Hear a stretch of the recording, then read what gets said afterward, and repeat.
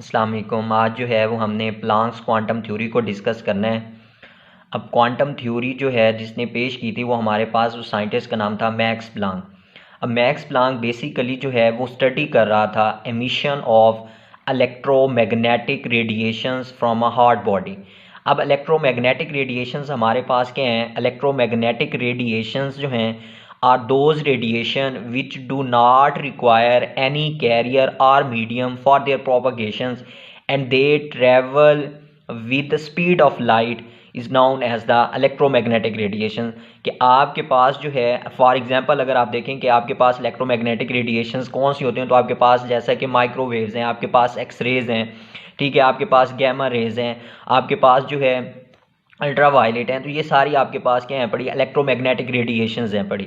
तो max Planck जो है वो इन्हीं इलेक्ट्रोमैग्नेटिक रेडिएशंस जो हैं इनको डिस्कस कर रहा था, इनकी एमिशन को डिस्कस कर रहा था हॉट बॉडीज़ के अंदर कि किस तरीके से जो है वो हमारे पास एक बॉडी में से जब रेडिएशंस जो हैं वो इमिट हो रही होती हैं या एब्जॉर्ब हो रही होती हैं, तो वो किस तरीके से जो है एक बॉडी से इमिट होती हैं या फिर एब्जॉर्ब होती हैं। तो इसी चीज़ को एक्सप्लेन करने के लिए जो है वो प्लांक्स ने हमें एक थ्योरी दी जिसे हम क्या कहते हैं? प्लांक्स क्वांटम थ्योरी कहते हैं। अब ये जो हमारे पास मैक्स प्लांक था, इसने जो अपनी थ्योरी दी वो 1900 के अंदर जो है वो हमें जो है वो अपनी थ्योरी दी, और इस थ्योरी के अकॉर्डिंग जो है वो ये बात कहता था कि energy travels in a discontinuous manner and it is composed of large number of tiny discrete units called the quanta. अब इसका क्या मतलब है?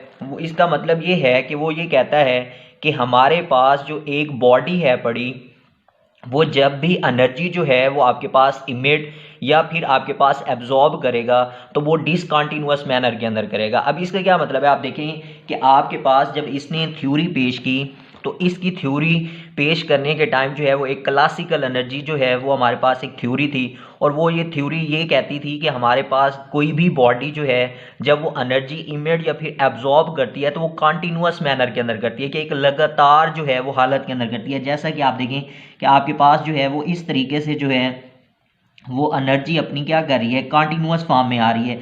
यहाँ से वो कंटिन्यूसली फॉर्म के अंदर वो क्या करती जा रही है? एनर्जी का अखराज करती जा रही है या उसको क्या करती जा रही है? एब्जॉर्ब करती जा रही है। लेकिन मैक्स प्लांक जो था वो ये कहता था कि हमारे पास ये जो एनर्जी है पड़ी, ये जो ट्रेवल्स हो रही होती है वो क्या करती है? डिसकंटिन्यूअस मैनर में करती है, कि उसके अंदर क्या है पड़ा? डिसकंटिन्यूअस है। मतलब डिसकंटिन्यूअस का क्या है कि आप देखें कि आपके पास ये यहाँ तक आए है, ठीक है, फिर इसके बाद जो है यहाँ से फिर ये दोबारा इस तरीके से जो है वो आपके पास इसने क्या किया है? एनर्जी जो है वो आपके पास इमिट या फिर एब्जॉर्ब हुई है, उसके अंदर जो है वो कंटिन्यूअस फॉर्म नहीं है, आपके पास डिसकंटिन्यूअस मैनर है। अब फिर उसके बाद वो जो दूसरा पॉइंट कहता था वो ये कहता था कि it is composed of large number of tiny discrete unit. अब वो कहता है कि आपके पास ये जो एनर्जी है पड़ी, ये आपके पास कंपोज्ड है पड़ी किस चीज़ से? डिस्क्रीट टीनी यूनिट से। कि आपके पास जो है ये वाला एक पॉइंट है, वो कहता है कि ये जो है वो एक छोटे छोटे जो है वो स्मॉल पार्टिकल्स की फॉर्म में आपके पास वो क्या है? बड़े छोटे पैकेट्स हैं पड़े, जिनको वो क्या नाम दे रहा है? क्वांटा का नाम दे रहा है। कि आपके पास इनकी क्या है पड़ी? एक मखसूस जो है वो क्वांटिटी के अंदर है, इनकी आपके पास इनकी क्या होगी? एक फिक्स्ड वैल्यू होगी। तो आपके पास ये जो डिस्क्रीट जो आपके पास यूनिट्स हैं पड़े, उसने क्या नाम दिया है? क्वांटा का नाम दिया आपके पास। तो आपके पास जो है ये आपके पास ये डिसकंटिन्यूअस मैनर में आने के बाद जो है ये आपके पास क्या कहलाएंगे? आपके पास क्वांटा कहलाएंगे। तो ये पहला जो आपके पास जो रिजल्ट्स उसने निकाले थे इस स्टडी कर रहा था जब वो आपके पास इलेक्ट्रोमैग्नेटिक रेडिएशंस को हार्ड बॉडी के अंदर जो है, तो उसने जो रिजल्ट्स निकाले थे उनमें से उसने जो है वो अपनी थ्योरी जो पेश की थी वो आपके पास यही थी कि एनर्जी जो है वो ट्रैवल करती है किस फॉर्म में? डिसकंटिन्यूअस मैनर के अंदर जो है वो कर रही होती है। अब देखें इस थ्योरी के जो है वो कुछ हमारे पास मेन पॉइंट्स थे। उन मेन पॉइंट्स में पहला पॉइंट तो यही था जो हमने यहाँ पे जो है वो डिस्कस कर लिया, और वो यही है कि हमारे पास एनर्जी जो है इज़ नॉट इमिटेड और एब्जॉर्ब्ड कंटिन्यूसली। कि हमारे पास ये जो एनर्जी है पड़ी, ये हमारे पास जो है कोई भी बॉडी है वो आपके पास जो है वो कंटिन्यूसली तौर के ऊपर एब्जॉर्ब नहीं करेगी, बल्कि वो क्या करेगी? डिसकंटिन्यूअस फॉर्म के अंदर जो है वो आपके पास उसको क्या कर रही होगी? एब्जॉर्ब कर रही होगी या फिर इमिट कर रही होगी। फिर उसके बाद वो ये कहता है कि हमारे पास जो है ये जो एनर्जी सिचुएटेड होती है वो हमारे पास क्या होती है कि आपके पास जो है इनी टिनी जो है वो आपके पास डिस्क्रीट यूनिट्स के अंदर होती है। तो मैंने आपको बताया कि डिस्क्रीट यूनिट्स जो हैं ये आपके पास जो है वो पैकेट्स की फॉर्म में एनर्जी जो है वो होती है आपके पास। जैसे यहाँ पे मैंने कहा कि आपके पास एक पैकेट ये होगा, एक पैकेट आपके पास ये होगा, इसी तरीके से आगे जो है वो आपके जा रहे हैं डिसकंटिन्यूअस फॉर्म में, तो एक पैकेट आगे आएगा। तो इनकी आपके पास ये जो डिस्क्रीट यूनिट है ये आपके पास इनकी मखसूस एक जो है वो एनर्जी होगी, हर एक की क्या हो सकती है, ये मुख्तलिफ एनर्जी जो है वो आपके पास होगी। फिर उसके बाद देखें वो कहता है कि आपके पास ये जो आपके पास एनर्जी है अगर आप इसी को लाइट की फॉर्म में लें तो आपके पास ये जो क्वांटा है पड़ा वो आपके पास लाइट के केस में वो क्या कहलाएगा, फोटॉन कहलाएगा। तो ये बात आपने जो है यहाँ पे याद रखनी है कि अगर आपके पास जो है वो energy in the form of light है पड़ी तो आपके पास क्या है पड़ा, ये जो क्वांटा है पड़ा वो आपके पास क्या होगा, फोटॉन होगा। तो आपके पास जो है इसका मेन पहला पॉइंट जो था वो यही था कि एनर्जी जो है वो हमारे पास डिसकंटिन्यूअस के फॉर्म में आपके पास इमिट होगी या फिर वो क्या होगी, एब्जॉर्ब होगी। फिर उसके बाद देखें इस थ्योरी का जो है वो दूसरा पॉइंट हमारे पास ये था, वो ये कहता था कि एनर्जी जो है वो सिचुएटेड, आपके पास जो भी एनर्जी है वो आपके पास अमाउंट ऑफ एनर्जी जो है वो सिचुएटेड है, situated with the quantum of the radiation is proportional to the frequency of the radiation. तो इसका क्या मतलब है कि आप देखें आपके पास जो है कोई भी अमाउंट ऑफ एनर्जी है पड़ी आपके पास रेडिएशंस की, वो आपके पास डायरेक्टली प्रोपोर्शनल होगी किस चीज़ के, फ्रीक्वेंसी ऑफ द रेडिएशंस के। तो आपके पास यहाँ पे जो है वो ये आपके पास बन रहा है कि ई जो है वो डायरेक्टली रिलेशन टू न्यू आपके पास क्या है बड़ा, फ्रीक्वेंसी को जो है वो डोनेट कर रहा है। तो आप देखें यहाँ पे जब आप डायरेक्टली रिलेशंस को यहाँ पे ख़त्म करेंगे तो आपके पास जो है यहाँ पे एक कांस्टेंट आएगा, तो E is equal to H, ये आपके पास क्या हो जाएगा, न्यू हो जाएगा। तो आपके पास जो है ये जो H है पड़ा इसको हम क्या कहते हैं, प्लांक्स कांस्टेंट कहते हैं। और प्लांक कांस्टेंट जो है इसकी आपके पास एक वैल्यू होती है और वो आपके पास क्या है, 6 पॉइंट जो है वो आपके पास 6 मल्टीप्लाई 10⁻⁻34 जूल, और ये आपके पास क्या आ गया, सेकंड आ गया। तो आपके पास जो है दूसरा पॉइंट उसका ये आ रहा है कि आपके पास जो अमाउंट ऑफ एनर्जी सिचुएटेड है पड़ी क्वांटम रेडिएशंस की, वो आपके पास डायरेक्टली प्रोपोर्शनल होती है किस चीज़ के, फ्रीक्वेंसी ऑफ द रेडिएशंस के। और वहाँ से आपने जो है वो एक इक्वेशंस निकाली है और इस इक्वेशंस को आप इक्वेशन 1 का नाम दे दें। तो आपके पास जो है डायरेक्टली रिलेशन आपने ख़त्म किया तो आपके पास एक कॉन्स्टेंट आया जिसको आपने क्या नाम दिया है, प्लांक्स कांस्टेंट का नाम दिया, और उसकी वैल्यू जो है वो हमारे पास क्या है, 6.626 मल्टीप्लाई 10⁻⁻34 जूल सेकेंड। आप इसको जो है वो यूं भी कह सकते हैं कि हमारे पास जो है वो 6.626 मल्टीप्लाई 10⁻⁻27 अर्ज, और ये आपके पास क्या आ गया, सेकंड आ गया। तो आपके पास जो है ये जो 1 जूल होता है ये आपके पास इक्वल होता है 10⁻⁻7 अर्ज के, ठीक हो गया। तो ये आपके पास अर्ज जो है ये आपके पास जो है वो यूनिट ऑफ एनर्जी होता है। तो आप इस वैल्यू को जो है प्लांक्स कांस्टेंट की ये जो वाली वैल्यू जो है वो आप इस फॉर्म में भी आप इसको लिख सकते हैं। अच्छा, फिर उसके बाद देखें आपके पास इसी इक्वेशन से अगर मैं ये कहूँ कि मेरे पास ये H और ये आपके पास जो है एनर्जी डिवाइडेड बाय हमारे पास क्या आ गया, ये फ्रीक्वेंसी आ गई, तो आप इस रिलेशन, इस इक्वेशन 1 से ये वाला रिलेशन भी क्या कर सकते हैं, डिराइव कर सकते हैं। और ये जो आपने डिराइव किया है रिलेशन, ये हमें इंडिकेशन दे रहा है कि हमारे पास ये जो प्लांक्स कांस्टेंट है पड़ा, ये हमारे पास रेशो है पड़ा किस चीज़ की, वो आपके पास जो एनर्जी सिचुएटेड है पड़ी रेडिएशंस की, और फिर आपके पास क्या है, फ्रीक्वेंसी ऑफ द रेडिएशन, तो इसकी रेशो जो है वो हमारे पास क्या है पड़ी, प्लांक्स कांस्टेंट है पड़ा। फिर इसके बाद जो है इस थ्योरी का थर्ड जो पॉइंट था वो हमारे पास जो है वो पॉइंट ये था, अ बॉडी कैन इमिट और absorb energy only in terms of quanta. अब आपके पास ये वाली जो आपके पास इक्वेशंस आई है, इक्वेशन 1, इसी इक्वेशन को जो है वो रिलेट करता है आपके पास जो है वो वेवलेंथ और वेव नंबर के लिहाज से। तो इस पॉइंट को समझने के लिए जो है आप देखें कि आपके पास जो है कोई भी एक वेव है, आपके पास जो है यहाँ पे एक वेव आ रही है, आप देखेंगे आपके पास एक वेव है। एक वेव जो होती है उसके आपके पास क्या होते हैं, 3 मेन कैरेक्टरिस्टिक्स होते हैं। आपके पास कौन कौन से होते हैं कि आप देखें, एक आपका फ्रीक्वेंसी होता है, एक आपके पास वेवलेंथ होता है, और एक आपके पास उसकी क्या होती है, वेलोसिटी होती है। अब आप देखें आपके पास जो है हमने ये बात की कि हमारे पास जनरल वे में ये आपके पास क्या है, वेव है पड़ी। अब वेव की ये वाली फ्रीक्वेंसी है, ठीक हो गया, ये आपके पास वेव लेंथ है और ये आपके पास इसकी क्या है, वेलोसिटी। अब देखें वेव लेंथ आपके पास क्या है, वेव लेंथ ये होता है कि आपके पास जो है वो एडजेसेंट दो जो हैं वो आपके पास क्रस्ट और या आपके पास क्या हो ट्रफ के दरमियान जो आपके पास डिस्टेंस होता है वो आपके पास क्या कहलाता है, वेव लेंथ कहलाता है, जिसे आप क्या कहते हो, लैम्डा कहते हो। फिर भी आपके पास इसकी वेलोसिटी है और फ्रीक्वेंसी जो है वो आपके पास एफ है। तो आप जो है इस वेव के लिए आप इस इक्वेशन को जो है वो आप यूँ लिख सकते हैं कि v जो है वो इज इक्वल टू एफ और ये आपके पास क्या आ गया, लैम्डा के। अब आप देखें कि आप किस चीज़ की बात कर रहे हो, इलेक्ट्रोमैग्नेटिक रेडिएशंस की बात कर रहे हो। तो इलेक्ट्रोमैग्नेटिक रेडिएशंस के अंदर जो है वो आपके पास जो वेलोसिटी होती है v, इसको आप रिप्लेस कर देते हो किस चीज़ के साथ, c के साथ रिप्लेस कर देते हो। और फिर आपके पास ये जो फ्रीक्वेंसी है इसको आप क्या करते हो, न्यू से रिप्रेजेंट करते हो और फिर आगे आपके पास क्या है पड़ा, लैम्डा है पड़ा।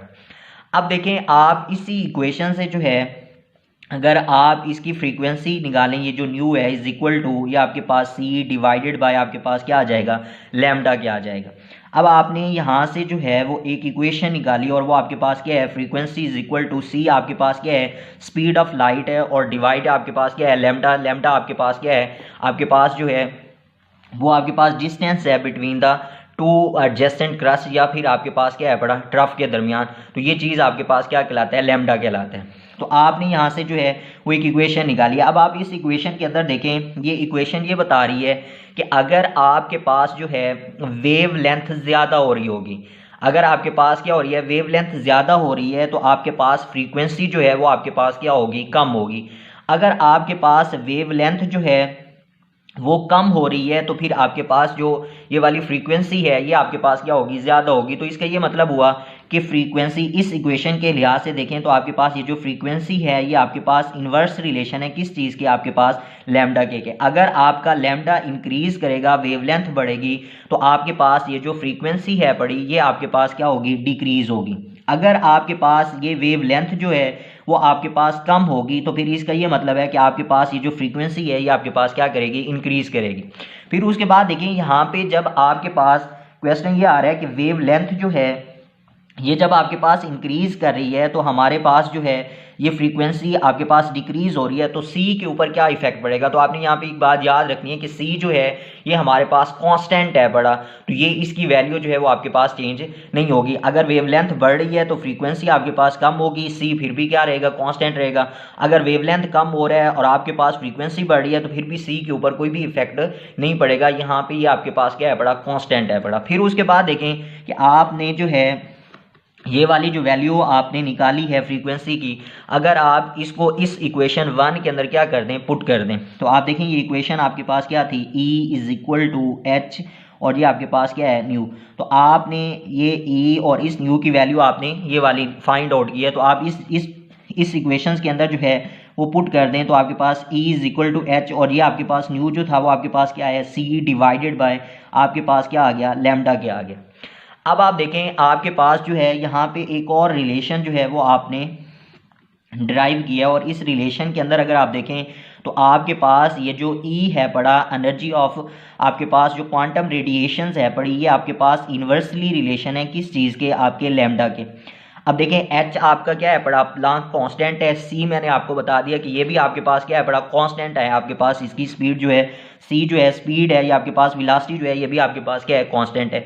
तो आपके पास इस इक्वेशन से आपके पास एक रिलेशन आ गया और वो रिलेशन ये बता रहा है हमें कि हमारे पास जो एनर्जी है पड़ी वो इन्वर्सली रिलेशन है पड़ा किस चीज़ के, हमारे पास वेवलेंथ के। अब हमारे पास देखें कि अगर हमारे पास वेवलेंथ इंक्रीज हो रही है, हमारे पास वेवलेंथ इंक्रीज हो रही है तो एनर्जी हमारे पास क्या होगी, डिक्रीज होगी, क्योंकि ये दोनों आपस में क्या है बड़े इन्वर्स रिलेशन है कि एक चीज़ बढ़ेगी तो दूसरी चीज़ हमारे पास क्या होगी, कम होगी। तो अगर आप वेवलेंथ को बढ़ा रहे हो तो एनर्जी हमारे पास क्या होगी, कम होगी। फिर उसके बाद देखें कि अगर आप वेवलेंथ को कम कर रहे हो तो एनर्जी हमारे पास क्या होगी, इंक्रीज होगी। तो ये वाला रिलेशन भी यहाँ पे आपने क्या करना है, याद रखना है। फिर उसके बाद देखें कि हमारे पास जो है ये जो वेवलेंथ है पड़ी, अगर हम इस वेवलेंथ का रेसिप्रोकल ले लें, वेवलेंथ का हम क्या कर रहे हैं, रेसिप्रोकल ले रहे हैं कि उसका उलट कर लें, तो ये जो है ये हमारे पास इक्वल होता है किस चीज़ के, वेव नंबर के। तो हमारे पास जो है वेव नंबर होता है वो हमारे पास रेसिप्रोकल ऑफ वेवलेंथ होता है। तो आपके पास जो है इसी इक्वेशंस के अंदर जो है वो आप इसकी वैल्यू को क्या कर सकते हो, ऐड कर सकते हो। तो आप देखें आपके पास जो है वेव लेंथ, तो आप अगर इस इक्वेशन से देखें, इस इक्वेशन को मैं यूं लिख सकता हूं कि आपके पास E इज इक्वल टू जो है वो हमारे पास hc, और ये 1 ओवर हमारे पास क्या हो गया लैम्डा। तो आप इस 1 ओवर लैम्डा की जगह के ऊपर आप क्या कर सकते हो, वेव नंबर को पुट कर सकते हो। तो आप देखें जब आपने इसको पुट किया है तो हमारे पास यही इक्वेशन जो है वो कुछ यूं बन गई है कि E इज इक्वल टू आपके पास क्या था hc, और हमारे पास यहाँ पे क्या आ गया, वेव नंबर आ गया। तो यहाँ पे आपने एक और जो है वो रिलेशन यहाँ से डिराइव किया है, और इस रिलेशन के अगर इसके अकॉर्डिंग देखें तो हमारे पास जो आपके पास एनर्जी ऑफ क्वांटम रेडिएशंस है पड़ी, वो हमारे पास जो है डायरेक्टली रिलेशन आ रही है किस चीज़ के, वेव नंबर के। तो अब आपके पास यहाँ पे क्या है, डायरेक्टली रिलेशन है। तो इसका ये मतलब है कि अगर हमारे पास वेव नंबर ज़्यादा होगा तो हमारे पास एनर्जी भी क्या होगी, ज़्यादा होगी। अगर हमारे पास वेव नंबर्स कम होंगे तो फिर हमारे पास एनर्जी भी क्या होगी, कम होगी। तो आपके पास जो है ये जो मैक्स प्लैंक था, इसने एक तो हमें ये भी बताया कि हमारे पास जो एनर्जी जो है वो एक तो डिसकंटिन्यूअस मैनर में जाती है, दूसरा उसने जो है वो हमें कैलकुलेशंस करके दी। क्या कैलकुलेशंस करके दी, अब देखें आपके पास जो है वो पहली कैलकुलेशंस हमने ये देखी कि उसने हमें ये बताया कि हमारे पास जो एनर्जी ऑफ क्वांटम रेडिएशन है पड़ी, वो हमारे पास डायरेक्टली रिलेशन है किस चीज़ के, फ्रीक्वेंसी के। अगर आपको जो है वो फ्रीक्वेंसी अगर पता चल गई है तो फिर आप क्या कर सकते हो, उसकी एनर्जी को फाइंड आउट कर सकते हो, ठीक है, क्योंकि ये दोनों आपके पास क्या है पड़े, डायरेक्टली रिलेशंस हैं पड़े। तो आपके पास अगर फ्रीक्वेंसी बढ़ रही है तो एनर्जी भी आपके पास क्या होगी, बढ़ेगी। अगर आपके पास फ्रीक्वेंसी कम हो रही है तो फिर एनर्जी भी आपके पास क्या होगी, कम होगी। फिर इसी तरीके से जो है उसने आपको जो है यहाँ से दूसरा एक रिलेशन निकाल के दिया, और वो रिलेशन ये था कि अगर आपके पास जो है वो फ्रीक्वेंसी का आपको नहीं पता तो आप क्या कर सकते हो, अगर वेव लेंथ का पता है तो आप उसी रिलेशंस के अंदर, उसी इक्वेशन के अंदर जो है वो आप अपना वेवलेंथ की वैल्यू को पुट अप करके आप एनर्जी को क्या कर सकते हो, फाइंड आउट कर सकते हो। और एट दी एंड जो है उसने क्या किया है, वेव नंबर को पुट अप किया है। तो वेव नंबर भी आप उसके अंदर ऐड करके आप क्या कर सकते हो, एनर्जी को फाइंड आउट कर सकते हो। तो आपके पास जो है उसने ये सारी न्यूमेरिकल वैल्यूज जो हैं वो आपको दी थी, और आपने ये वाले रिलेशंस जो हैं ये आपने याद रखने हैं कि आपके पास जो एनर्जी है पड़ा वो आपके वेव नंबर के डायरेक्टली प्रोपोर्शनल है। उसके बाद एनर्जी जो है वो आपके पास जो वेव लेंथ है बड़ी, उसके आपके पास इन्वर्सली प्रोपोर्शनल है। फिर उसके बाद आपके पास जो फ्रीक्वेंसी है वो भी आपके पास वेव लेंथ की क्या है बड़ी, आपके पास इन्वर्स रिलेशन है। और आपके पास जो एनर्जी है बड़ी वो आपके पास फ्रीक्वेंसी की क्या है, डायरेक्टली रिलेशन है। तो ये आपने रिलेशन जो हैं ये याद रखने हैं। अब जब उसने ये सारी कैलकुलेशंस आपको दी तो अब ये सारी कैलकुलेशंस जो हैं आगे चल के हमारे काम आई, और ये वाली सारी कैलकुलेशंस जो हैं वो बोहर ने अपनी जो है, जो आपके पास बोहर एटॉमिक मॉडल आप डिस्कस करते हैं तो उसके अंदर जो है उसने इन्हीं वैल्यूज़ को क्या किया था, यूज़ किया था। तो आपके पास जो है ये मैक्स प्लैंक्स क्वांटम थ्योरी जो है ये आपके पास मोस्ट इंपॉर्टेंट थ्योरी थी, और इसी ने जो है वो हमें बताया था कि हमारे पास जो है वो बॉडी किस तरीके से जो है वो रेडिएशंस को इमिट या फिर एब्जॉर्ब कर सकती है। तो ये सारा उसका मैथमेटिकल पोर्शन था, और ऊपर जो हमने डिस्कस किया था वो हमारे पास इसकी क्या थी, मेन थ्योरी थी। तो नेक्स्ट पीस जो है वो हम बोहर एटॉमिक मॉडल को जो है वो डिस्कस करेंगे।